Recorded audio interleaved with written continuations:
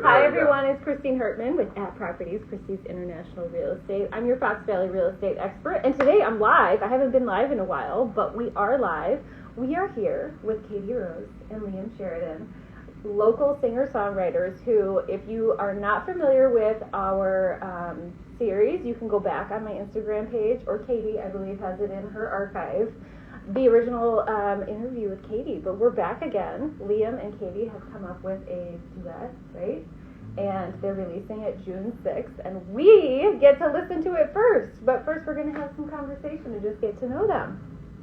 So happy Memorial Day, guys. Happy Memorial Day. Yes, it's hot. We finally got nice weather. Hot. Yeah. It took a while. And had to break out the tank tops and all the stuff. Mm-hmm. Yeah. Tank top dress. Yeah. You know. So last time we sat down and talked, you were kind of doing your own thing, like solo, and your music is beautiful. I actually met you originally at the Batavia Popcorn Depot. I was actually there yesterday. So was I. What time were you there? Yesterday. I was there Saturday. Oh, okay. I was I performing. saw your pictures. Yeah. Yeah. I saw Felicia yesterday. I love her. I ate my weight in popcorn. I'm so proud of myself. I love the Batavia Popcorn Depot. Yeah. She's seriously one of the most genuine people that I have ever met, and she always remembers everything, and she's so sweet. I love her. Yeah. Batavia Popcorn Depot has been around for 97 years, which is crazy. Really? I've never been there because I'm from Lake Forest, so I'm like an hour away. So I have to go to the Popcorn Depot. I'm gonna go to the Popcorn Depot today. That's my goal. Okay, that's your goal. You Yeah. gotta get the mix up. It's like caramel and cheddar. See, I always order regular, and she's like, no. She's like, I'm not giving you regular. She gives me the mix up. Biggest size. It is really good. It is. I like the caramel. She does it like something special about it. Mm-hmm. But yeah, there was another artist there performing last night as well. Matthew Garcia? Yes! Yeah. He was so good. Yeah, great. I was like, yes, you can have all my money. I'll pay you. But I love it. It's such a I tell people all the time, living in the Fox Valley feels like living in a Norman Rockwell postcard. How lucky are we that this is the type of stuff that we just see and that you guys get to be a part of too. But going back to what you guys have been up to, tell us about your new duet. Tell us everything we need to know. So we met each other in Nashville at the Country Music Hall of Fame camp.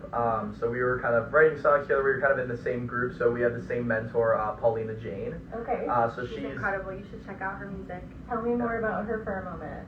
Yeah, so she's open for many huge artists at Bridgestone Arena. I don't know, I can't remember any of my names. Old Dominion. Yeah, Old Dominion. Rascal Flatts. Yeah, those are the two. Okay. And she's Nashville based right now, and she does a lot of rounds, plays a lot of shows. She was at Listening Room a few months ago. The Listening Room. Have you heard of the Listening Room? Where is that? It's in Nashville. Okay. Yeah, it's not on the main, it's kind of have you heard of the Bluebird Cafe? Yes. So that's kind of off the main street, as you would say. This one is kind of off the main street too. And it was weird when I went there to go see a show, you walk into this place, I'm like, is this the right place? It looked like a band there, and then I walked in and I was like, oh yeah, we're in the right place. Oh, that's so cool. So that's one of my bucket list places to play, along with the Bluebird. So. We'll get there. Hopefully singing this song, which we get to hear. Yes. Okay, so I have a million questions for you both, but I kind of want to hear some music to start. We're not gonna do the big show of your new song yet. Okay. We'll end with that if that's okay with you. But if you're comfortable opening us with some music, we want to hear. For sure. I'm gonna actually come over and try to get the camera a little tighter. Yeah. Okay, so for the first song, this one, so for those of you who don't know, we're releasing an EP. So it's like a short album. So there's 3 total songs. I forgot I was standing in front of you. So there's 3 total songs. So the first one's called I Can Be Your Home, then there's Better in the Rain, and then there's Running Back to You. So if all of you guys who are on live right now, stick around to the end, we'll play Running Back to You. Right now we're going to play Better in the Rain for you guys. And this was the first song that we ever wrote together. Yeah, so after Nashville, we kind of were we should write the song together. So we wrote this one first, then we wrote Running Back to You. And then the most recent one was we need a start for the story. Yeah. So we wrote that song probably a month or 2 ago. Mm-hmm. Yeah. Are you guys familiar with the band Coheed and Cambria? No. They're old school. They're oh my gosh, I've dated myself. But all their albums are a story. Oh, really? I love that yours all coincide as well. I remember I was in Nashville and I called you because I had the idea of making the EP a story, because Better in the Rain and Running Back to You kind of already like connected. Mm-hmm. But we didn't like plan on doing that. And I Yeah. was like, we should make like Oh yeah, that a was over. concept That was over EP. winter break. I was Yeah. in Colorado. You were in. Yeah, I was in Nashville, and I was like, Nashville. I was this in there is for my a great birthday. idea. Oh, Yeah. fun! It was over winter break then. Yeah. So yeah, a couple months ago we Yeah. decided like, all right, let's get this project And in then the works. yeah, then we wrote. And we were both working on other music at the time. Yeah, he was working on his EP, which just came out. Only the start. You should go stream it. Hey! And she was working on Dear Baby, her EP. Yeah. So while that was kind of in the works, we were writing these songs to get them ready to release now because I wanted to have stuff for the summer. Yeah. So yeah, this is Better in the Rain.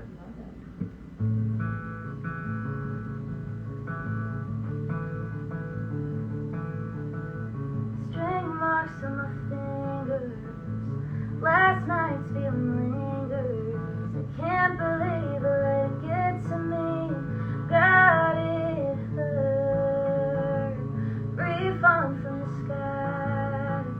Reminds me of the time you left me so damaged, yet somehow we're still standing. It's not fair that we go back and forth, acting like loving each other is such a damn chore. I don't wanna keep pretending like this will work, tearing me down 'cause apparently I'm not up to your word. Done hanging my head, just waiting for us to end. That's all. 'Cause I write better in the rain.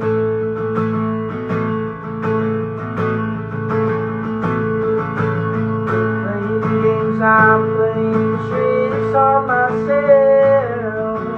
Picking up the pieces when you put me through hell. I'm starting to fall back while I'm watching you react. When I said that it's the end, it's not fair that we go back and forth, acting like loving each other is such a damn chore. I'm done pretending that this will work, tearing me down 'cause apparently I'm not up to your word. Nothing in my bed, just waiting for us to end. That's all. 'Cause I write better in the rain. I write better in the rain. I write better in the rain.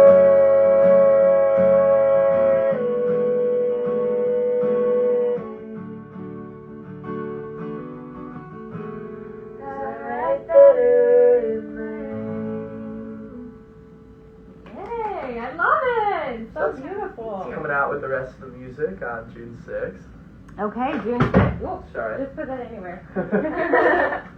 So June 6th, so you, all of these three Okay, I'm songs. just gonna leave that right there. Perfect. Great. That's good. I won't mess with it. Thank you. So all these three songs, they tell a story. Yes. So tell me about the songwriting process and like how you guys got to where you are now with these You wanna beautiful talk about songs. Sure. So usually when we write, I feel like, at least especially with Running Back to You and I Can Be Your Home, I remember it's kind of just we say whatever ideas we have. And I know Liam usually brings a looper pedal and he like plays this like riff on the guitar, finger picks or whatever, and we kind of just listen to it over and over, and if we ever have an idea we just blurt it out, and then we kind of just piece a bunch of our ideas together. And the really cool thing is we're different types of writers, so you're more of a melodic music guy. Yeah, I would say like Paulina, when I was working with her in Nashville, when we were working with her, Yeah. she would tell us that there's two types of writers in Nashville. There's the music writers and there's the lyric writers. And I think you're kind of, some people, there's very rare people that are very good at both. And that's why, you know, you look at songs and you see, you know, multiple songwriters. 20 people that are working on it. Okay. So Katie, I feel like you're much more of a lyrics person. I am much more of a lyrics person. I can see that about you. And, you know, a lot of people, you know, it's different for every person, but some people will write the lyrics first and put the music to it later. I'm very much like, I will put music to it first and then pull the lyrics in later. So, like, for the first writers, one, for Better in the Rain, when we were writing it, I hadn't seen Katie since Nashville, but I was just playing and I wanted to write some more, and I was, you know, in my room or whatever, and I was like, alright. Went out of tune when it hit, but it's okay, I can tune it back. But I was kind of starting like, I want something a little different, and this. Alright, we're gonna fix Do your this real quick. thing. We're in no rush. And I also remember when we were writing, Liam, he came up with this idea, like, I write better in the rain, because it was raining, like, the day before he came over. And the second he said that, I was like, this would be a great, like, metaphor. Yeah. For, like, I do better, like, when I'm sad. Like, I'm going to be okay even though I'm sad, because, like, I write better. And we kind of used it as making these two people in our story as songwriters. And that it's okay that things aren't going to work out because they write better when they're upset. There's so many ways in which that works in the real world. I feel like people get on their knees and they surrender to so many things in life, and it is in that surrender to what for me it's to God, where I'm like, oh my gosh, this thing, and it's where I like have a full circle moment, and totally I could see that reflected in I Write Better in the Rain. The literal rain, right? The rainy day where you're at home and you're under your covers, maybe watching the show I told you about. Did you watch it? Did you? What episode did you get to? Oh, I watched the whole thing already. Oh my god! Okay, you guys, we're talking about off season. So we're gonna do this. So Katie, I've known Katie, and I watched like the first 2 episodes of I was hearing about this earlier when I was over at Katie's house. Oh my god! And so I watched the first 2 episodes, which if you've seen the series, is totally G-rated. And then like 11 o'clock at night, I'm on like episode 4 or whichever one is the one that people are all talking about. And I'm basically writing Katie, you didn't hear it from me! I didn't tell you to watch the show! Because I was like so embarrassed. I was like, oh my god, she's gonna think all these things. But anyways, yes, okay, so literal rain, but also like melancholy. And that's such a beautiful thing. Yeah, and I feel like too, it's super open to interpretation. Like obviously for us, it works as songwriting, like we do better, but other people deal with their emotions differently, and I think it's cool if people can relate to it, how it resonates with them. I'm sure you get a lot of people coming up to you talking about their personal stories. It's hard not to hear your own story in music. It's definitely interesting. I always, you know, whenever people ask, you know, who or what this song's about, and I was like, you know, as much as it'd be interesting to kind of tell you that, it's more about like, how are you gonna listen to the song and take it? Because I know like one of my favorite songwriters, Lizzie McAlpine. Have you heard of Lizzie McAlpine? I haven't. She's much smaller. She writes these amazing songs along with another one, which is Noah Khan. I know him. Yeah, he's on the rise. He'll be playing the stadium soon. He's played some. But I think it's not about what Noah or Lizzie was writing those songs about. It's about how I find myself and like why that lyric means so much to me. Why this happens. So I always tell people whenever they keep, I'm curious, I'm like, well, what does this mean to you? Is always what I ask them. And a lot of people, especially my age, are always confused by that. But I think it kind of leaves them with that curiosity of like, you know, why did I ask them that? And I think it's definitely something interesting that I feel like with music. I don't know if you've ever thought about it like that.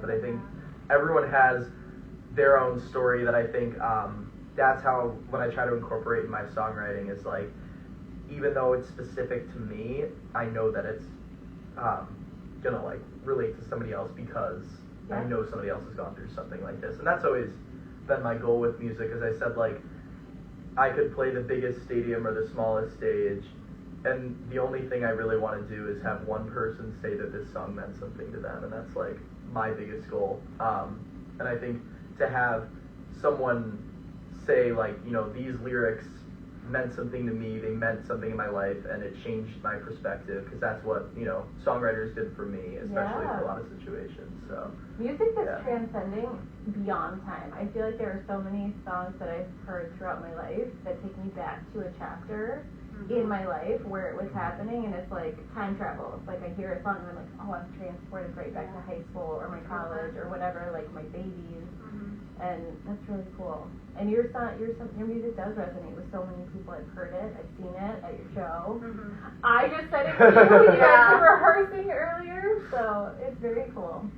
So what's the plan for this, the release? What are you going to be, can people catch you live? Where can we see you? So we're actually playing a show June 5th, the day right before the release. Right out the window. At the main plaza in St. Charles, downtown, and we're going to be playing from 6 to 7:30, and I'm really excited. I think it'll be a really fun show. Yeah, I'm very excited. I've never played out here. I feel like you've always come I've by me always because come to there's Lake some Forest. places out there, so I've never actually played out here. I've never played in St. Charles. This will be a first. So this will be a first. St. Charles is great. So if those of you are watching, so we're at Properties right now is downtown St. Charles. We're looking at Giamia right across the street, but then down the street here, if you're got a Google Maps or you want to find where they're at, Altar Brewing is right next to the river. It's right on the river in downtown St. Charles. You really can't miss it. And where can people find your schedule? Where we can find you? Like if they can't make it on the 5th. I have all my stuff posted on my website, and I think mine's LiamSheridanMusic.com. Kitty-Rose-Music.com. Perfect. Will you guys come and comment on this afterwards? Yes. So follow you? Yes, please. Yeah, I have. I know both of us have a lot of stuff coming Yeah. out this summer. That's exciting. Yeah, I have your website bookmarked. I bought that sweatshirt and I wear it all the time. My girl. Oh, you did? I did. Really? It's the baby blue hoodie. Oh, yeah. Your mom told me it was the best thing in Yeah. your store, and I was like, well, I need it. And every time I wear it, because I wear the same colors. In fact, it's weird that I'm wearing a color right now. My girl's like, you were wearing a color today. I'm like, I know. I was told it's the best. I love the yellow. For anybody that's watching from me, the merch is coming. It's in the works. We're gonna work on it. It's coming.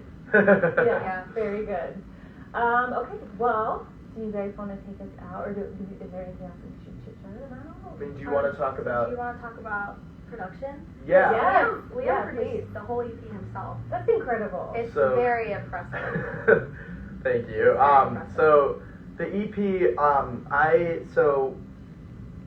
after Nashville, I think is when it kind of lit a fire, for lack of better words, under my ass to start, kind of doing music, because I'm like, I was seeing people at this camp who had albums, if not 2 albums out already, and they're 3 years younger than me, and I'm like, yeah, I gotta get Let's go. I gotta get moving. So I told my mom, like, I'm a very, like, I'll do it myself, like, I don't need anyone, because I was very about that, because I didn't really understand the collaboration part at first.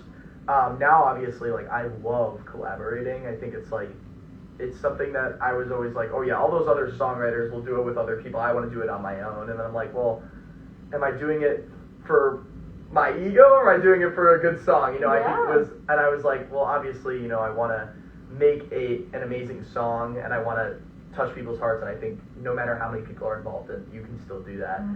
So I tried producing on my own after Nashville on my school computer on our GarageBand, which was. There are some original demos that I have made of my music that I was I go back and listen to now, and I'm like, it's a little rough. Special. And the effort was made. Hey, a lot of people wouldn't even try. I mean, yeah. So I tried to figure it out, and then eventually, I got a studio producer, did that process. I know you have worked in a studio, and it was definitely eye-opening because my producer, Danny McMurray, who lives right by me, also teaches. So he taught me a lot of what I know, and then. For this project, we kind of I wanted to kind of do it differently in where I was able to, add all the elements in, because Danny was great because he would add all the stuff in. He's a drummer, so he did all the drums on my songs. Oh, neat. But I kind of wanted to make these kind of a different genre, and I kind of wanted to experiment on my own. I feel like 3 songs is a perfect, I'm not doing a whole album, but I just wanted to dip my feet into kind of the production world. Yeah. And, I got my own computer and got my own, microphones, and we recorded the entire thing, I think, at my house, because you would come and in my basement, we have, like, that tile ceiling that you can kind of open, so we'd hang blankets. Blankets up. For the soundproofing? Yeah, for the soundproofing. Wow. And we literally recorded all your vocals one Sunday morning. And I think even it was, you had a show the night before or something, like... I had a school musical.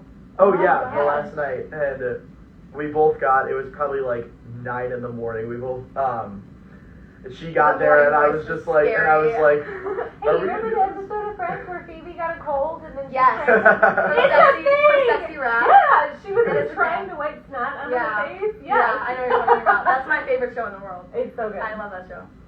So we kind of recorded it like that, and then I would kind of take those and I'd say, like, what am I going to add here to contribute to the song? Does it need drums? Does it need electric guitar? Does it need violins? Does it need piano? Does it? And I have background in all of those except for drums.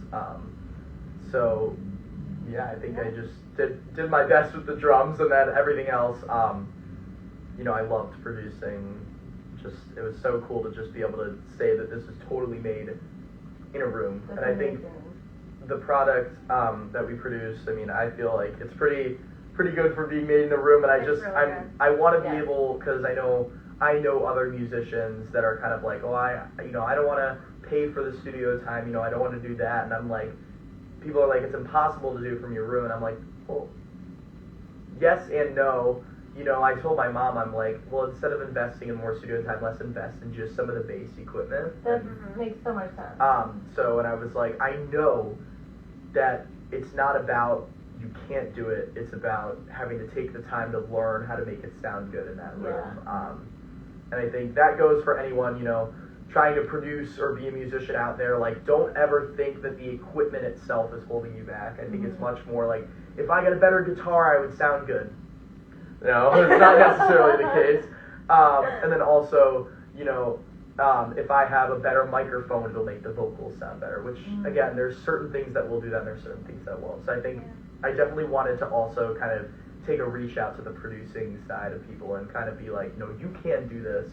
And I'm really happy with how they turned out. So I'm glad. And then we got them professionally mastered, which is a standard practice, just, bringing them up. But that's more like behind the scenes, stuff like that. So Well, that's very cool. If I may reflect on my impression upon this, I think it's beautiful that you guys just went for it. There's so many things in life where it doesn't matter if it's music or business or school or whatever. So many people get stuck in the what if, or I don't think I can, or it's too scary, or what if I fail, and they just never do it, and they don't ever take that leap of faith. And you guys have, in the face of so many different, roadblocks and different things, have just said, I can. When you said, I don't have a studio, well, it's not impossible, I can make it happen. So it's cool. What about the production process most surprised you, do you think? I think I was surprising myself, especially with the fact, because at first I was like, if I had this, it would sound better. If I did this, it would be better. But it definitely, I surprised myself in how everything made so much sense after I just took the time to learn it. Yeah. I think a lot of it, I was just, at first, especially after Nashville, before I even got in the studio, it was go, I'm going to do this all by my own. You don't even need YouTube to tell me how to do it. I'm just going to go and mess around, it's going to be great.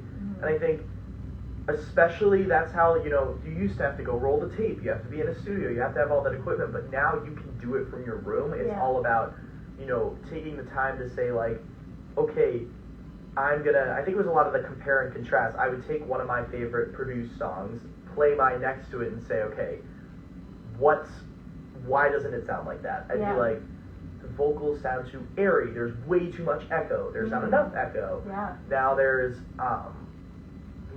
the drums are too loud, the bass is too loud. I would test it, so I would take each, we would call it a rough mix, and I would take it, I would test it in my car, headphones, on my phone, and then on one of my big speakers, and then I'd say, well, it sounds fine on headphones, but then I go to the car, and everything sounds crazy. So I think it was a lot of iteration. I feel like we went through probably 16 versions per song. Oh my gosh. You're not changing much, you're just kind of balancing volumes, and, making things clearer, and adding, that nice reverb and stuff to make it sound, polished. And I think it was, and I say 16 iterations, but some of them were like, the guitar's too loud, let me bring it back. Okay, that's version 17. So I think it's great. But yeah, so it's there's many iterations, and I think going back, I think it was a lot of what I didn't know was I would just make an improvement and say, okay, that's better. Yeah. I never went back. So now, kind of in my new way of producing things, I would say that I would always listen to this. I would listen. So let's say I'm on version 6. I would go back and listen to version 5 on the car and listen to version 6 and say, am I making an improvement or am I making it worse?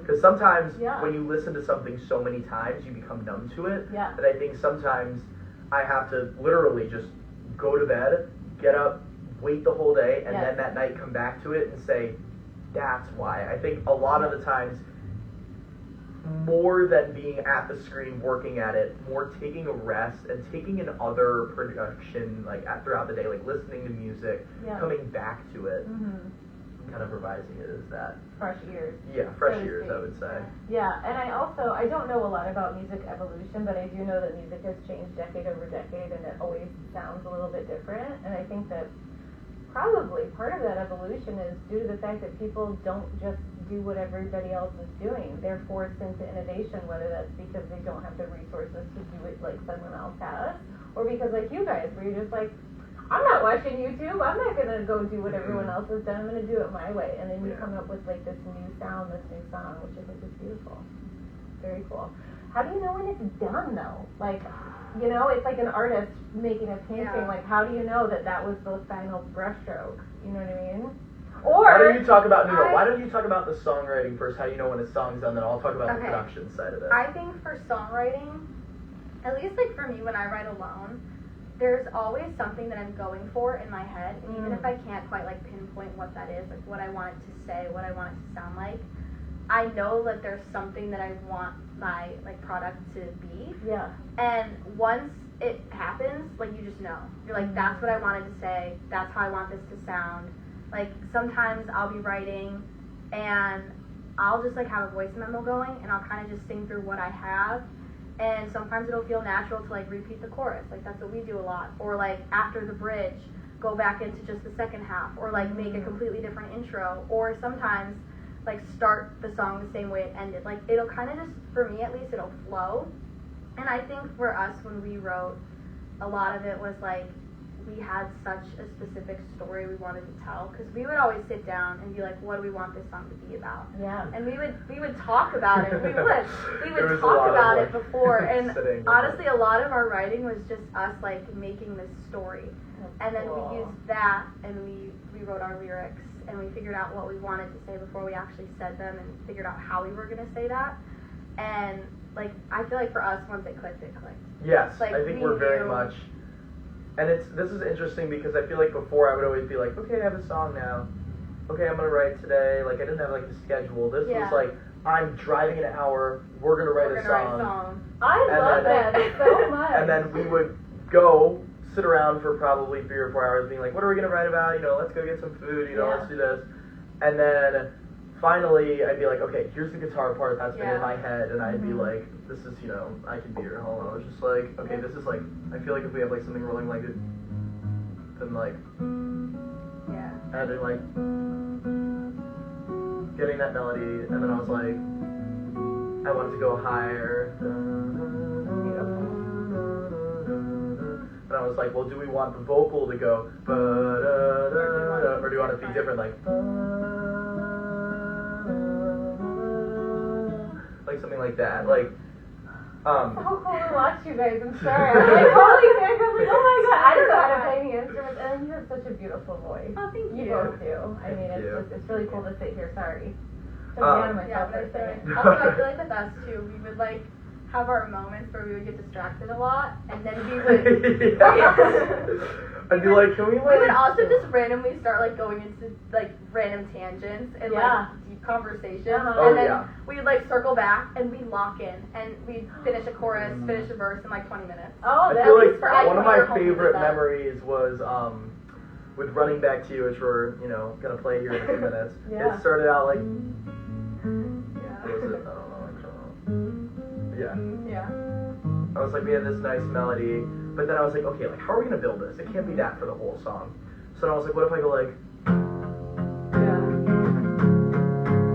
and then I remember Katie's face just going like, and I was like, yeah, like this is it. okay, how are we And then gonna we do started it? singing the chorus. Yeah, and they were we like, yeah. then we started going, I'm like, okay, let's do it like Noah Khan's Hosier, is what I like to Oh call my it. gosh, I love that Um, moment in that song. Yeah. So- we got something like That that. was yeah. that was kind of like I even when I name all my tracks in my Mhm. songs because there's like 24 or whatever tracks in this song, which is all the different instruments. One of them was literally Katie Hosier yeah. and Liam Hosier, and Oh, that was, that's so good. so we just named it. So that's like little Easter eggs I throw in there. Yeah. But that was kind of the moment where I was like, okay, like it's gonna build here. And then we're hanging. Okay, now I'm like.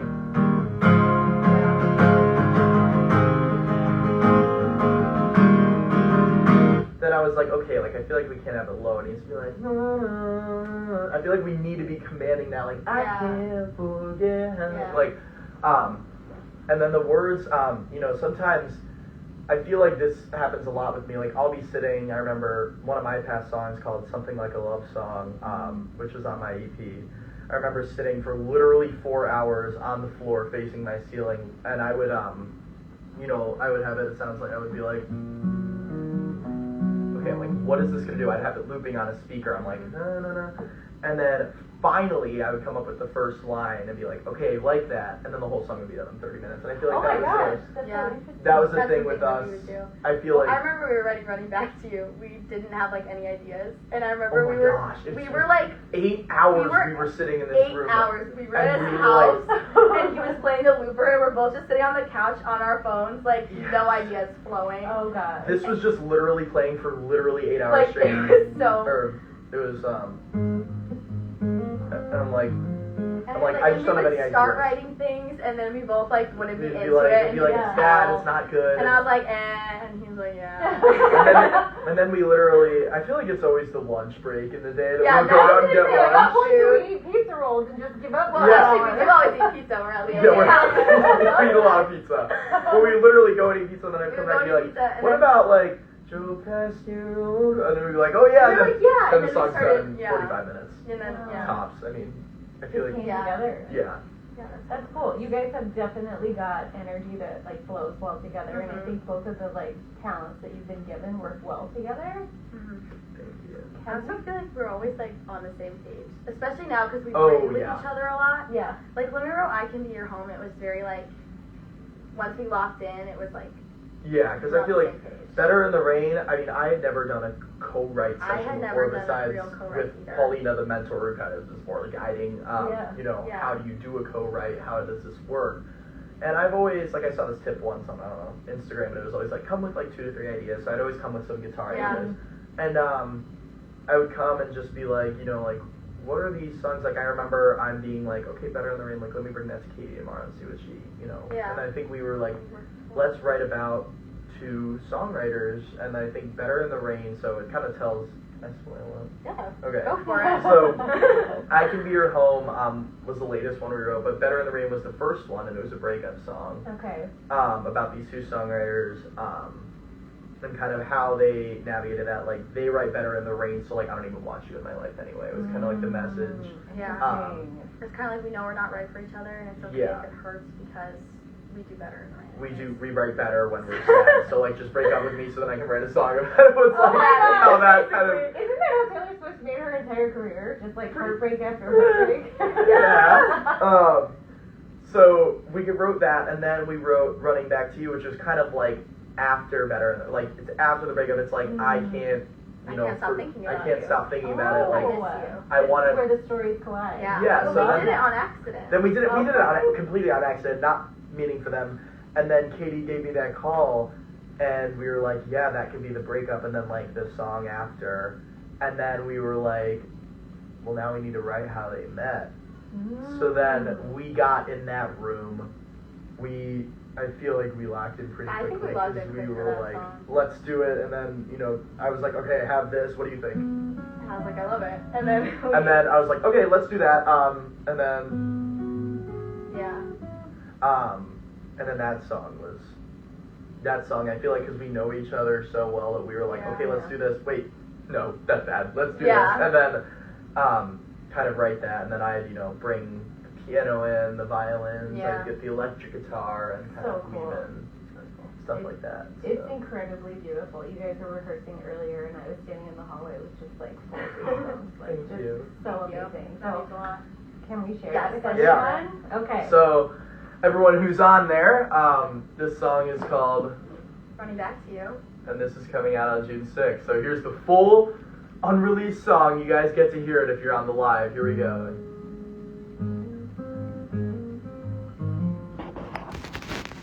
Here we go.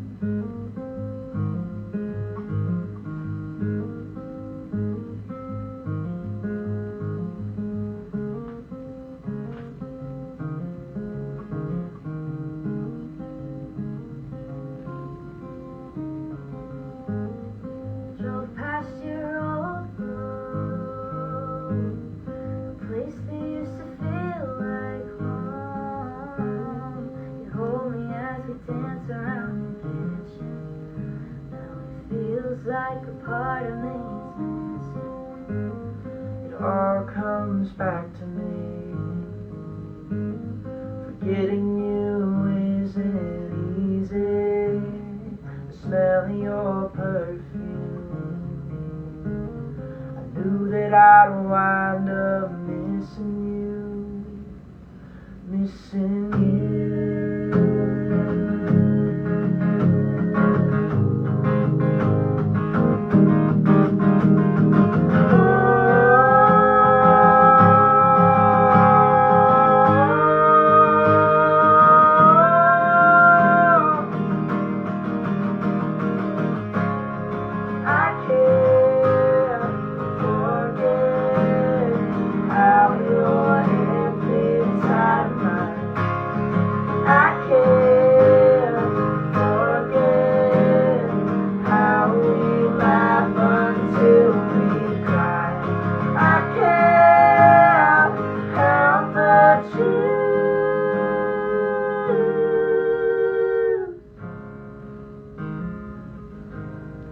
running back to you.